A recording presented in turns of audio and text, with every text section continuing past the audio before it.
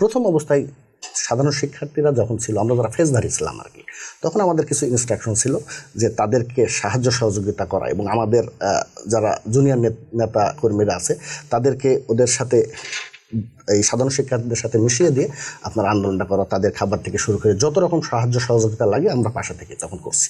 মানে আপনি বলতে চাচ্ছেন যে আন্দোলনের শুরু থেকেই আপনাদের মূল যে দল, রাজনৈতিক দল বিএনপির সর্বোচ্চ পর্যায় থেকে এই আন্দোলনে একাত্মতা বা আন্দোলনের সক্রিয় অংশ নেওয়ার একটা নির্দেশনা ছিল, সেই অনুযায়ী আপনারা শুরু থেকেই আন্দোলনে সক্রিয় ছিলেন।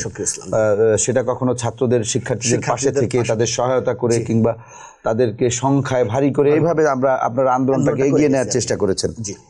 আপনি একটু বলবেন যে আসলে ওই সময়ে তো একটা রুদ্ধশ্বাস পরিস্থিতি ছিল, পুলিশ বাসায় হানা দিত, বিশেষ করে যারা ছাত্রদল, যুবদল এবং বিএনপি নেতাকর্মী ছিলেন মহানগর, ঢাকা মহানগর কেন্দ্রিক। তো তখন বাড়িতে না থেকে, একদিকে হচ্ছে বাড়িতে না থাকা আত্মগোপনে, অন্যদিকে আবার পরের দিন আন্দোলনে সক্রিয় হওয়া, এটি আমরা মুখে যতটা সহজে বলছি, আসলে বাস্তবিক যে চিত্র সেটি কিন্তু আসলে খুবই কঠিন।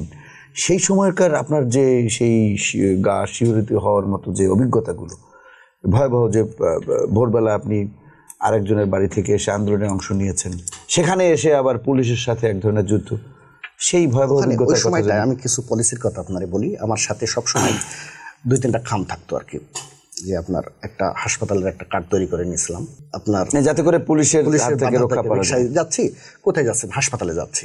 বা একটা সিভি, কোথায় যাচ্ছেন? ইন্টারভিউ দিতে যাচ্ছি। আমি চাকরি করি, একটা কার্ড বানিয়ে দিয়েছি যে গুলশানের দিকে যাচ্ছি, কোথায় যাচ্ছেন? যে আমি অফিসে যাচ্ছি। এই কিছু পলিসি আমাদের ওই সময় অবলম্বন করতে হয়েছে এবং নেতা কর্মীদের ভিতরেও আপনার ওই ধরনের এইগুলো আমরা ছড়িয়ে দিয়ে তাদেরকে মোটামুটি এইভাবে আমরা প্যাট্রোনাইজটা করছি। আসলে শিহরিত ওঠার কথা যদি বলেন, মহাখালী রেল ক্রসিংয়ের নিচে কয়েকটা ঘটনা আপনাকে আমি বলি। আমি নিজে সহ আপনার রেল ক্রসিংয়ের ওই যে এসকেস টাওয়ারের সামনে রেল ক্রসিংটা মহাখালী যেখানে, ওখানে কিন্তু রেল লাইনের নিচে পাথর আছে। চারিদিক থেকে হুট করে এসেই পুলিশ গুলি করতে শুরু করে দিয়েছে।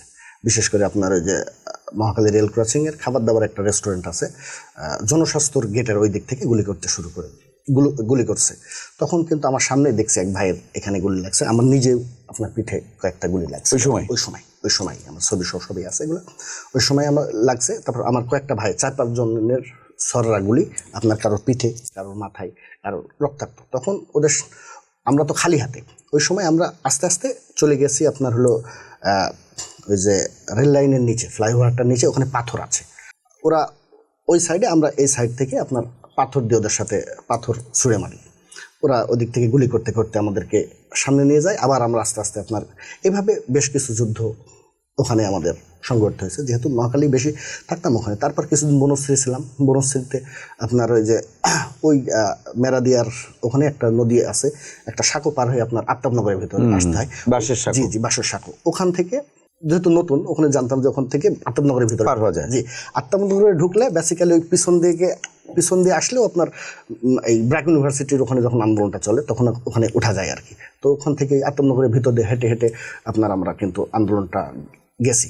ওই আপনার রামপুরাই, ওখানে আপনার কিছু পুলিশের সাথে যুদ্ধ এবং মিছিল, পরে আপনার হচ্ছে বাড্ডায় লিঙ্ক রোডের, এটা বিশেষ করে 18-19 তারিখের পরে আফতাবনগর, রামপুরের দিকে ব্যাপক একটা তখন আন্দোলনটা ঢাকা বিশ্ববিদ্যালয়ের ক্যাম্পাস থেকে বাইরে, মানে যাত্রাবাড়ি একটা পয়েন্ট, উত্তরে একটা পয়েন্ট ছিল, আপনার মোহাম্মদপুর একটা পয়েন্ট ছিল, সায়েন্স ল্যাব একটা পয়েন্ট ছিল, আপনার যাত্রাবাড়িতে একটা, রামপুর আফতাবনগর, এই সাইডগুলোই আন্দোলন। এই জন্য আমরা চেষ্টা করতাম যে যেহেতু বাড়িতে থাকতে পারি না, মানে মহাখালী আমার বাসা, মেসে থাকি, ওয়ারলেসে, তো ওখানে যেহেতু থাকতে পারি না, তখন যেই এলাকায় সাধারণত আন্দোলনগুলো হয় চেষ্টা করতাম ওই এলাকায় যে কোনো একটা জায়গায় থাকার জন্য আর কি।